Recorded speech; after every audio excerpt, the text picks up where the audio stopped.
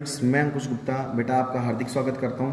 तो बेटा अभी तक हमने कुछ क्वेश्चंस पढ़े थे, आपको अच्छे से समझ में भी आ गए होंगे। तो बेटा अभी मैं एक क्वेश्चन के माध्यम से आपको और कराने जा रहा हूं। तो बेटा क्वेश्चन है एक जो आपके स्क्रीन पर है, डिस्प्ले पर शो हो रहा होगा।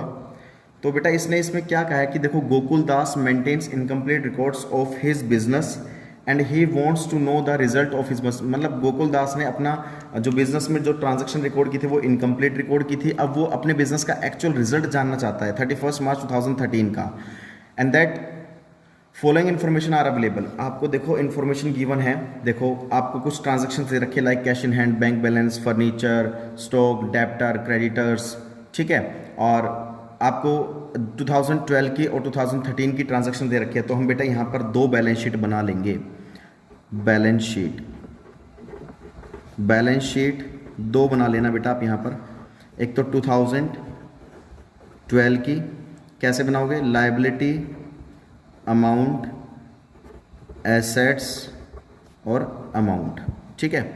आपने दो बैलेंस शीट बना लेनी है यहाँ पर, ठीक है बेटा। ऐसे यहाँ पर 2013 की बैलेंस शीट बना लेना, क्योंकि हमें दो दो ट्रांजैक्शंस दे रखी है, ठीक है।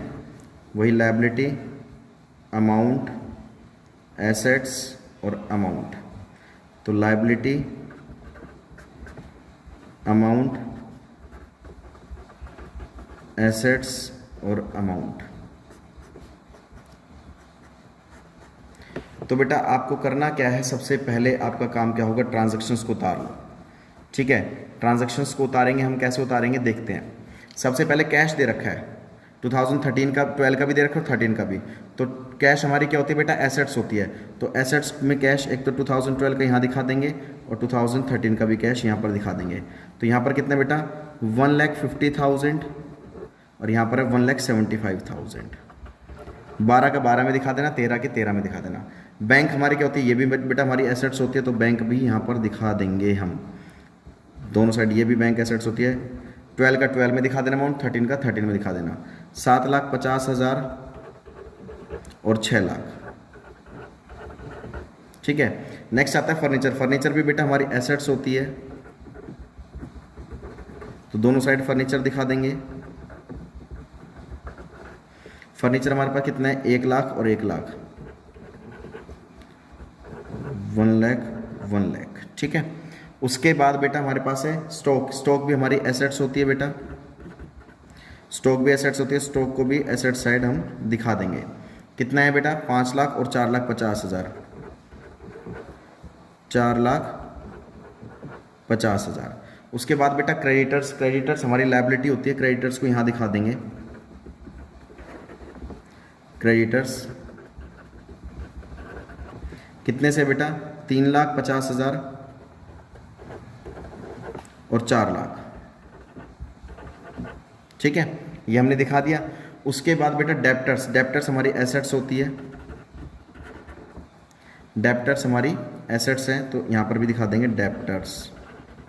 कितने से बेटा, 2,50,000 और 3 लाख।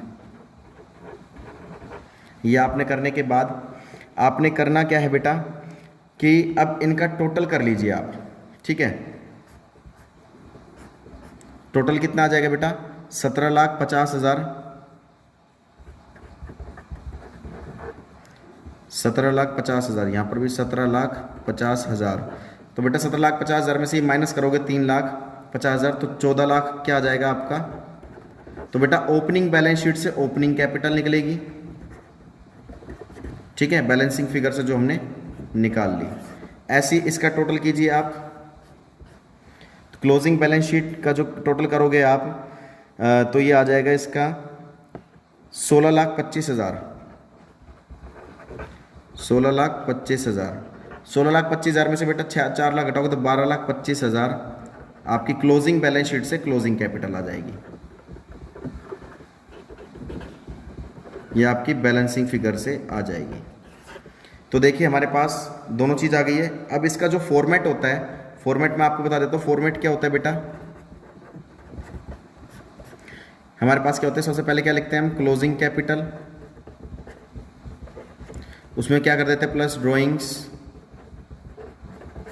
उसमें माइनस क्या कर देते हैं प्रॉफिट्स, उसमें फिर क्या माइनस कर देते हैं फर्दर कैपिटल, और क्या माइनस कर देते हैं minus opening capital.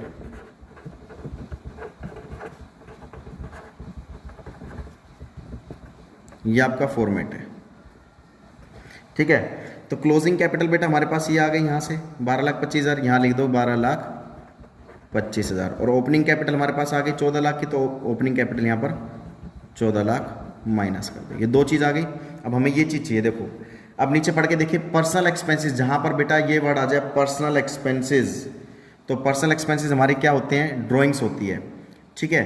Personal expenses जहाँ पे भी आ जाए तो हमारी ड्राइंग्स होती है। इसने कहा है personal expenses of Gokul Das paid from business account amounted to rupees 4,80,000 and goods worth rupees 20,000 for withdrawn by the personal use.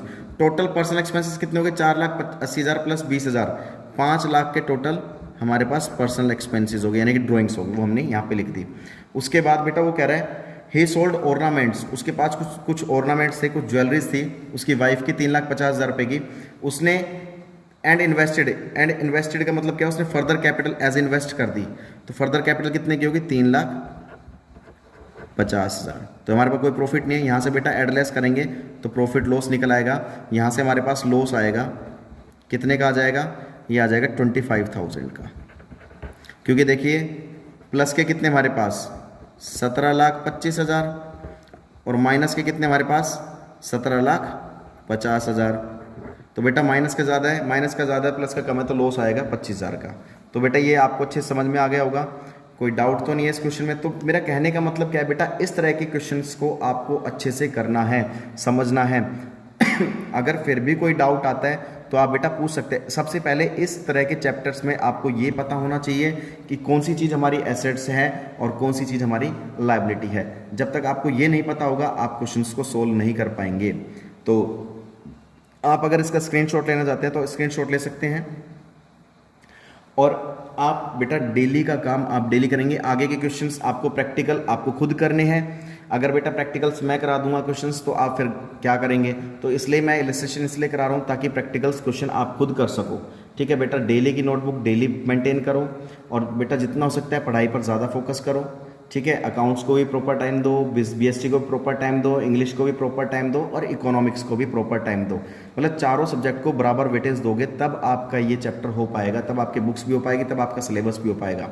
किसी एक सब्जेक्ट पर ज़्यादा फोकस ना करें बेटा।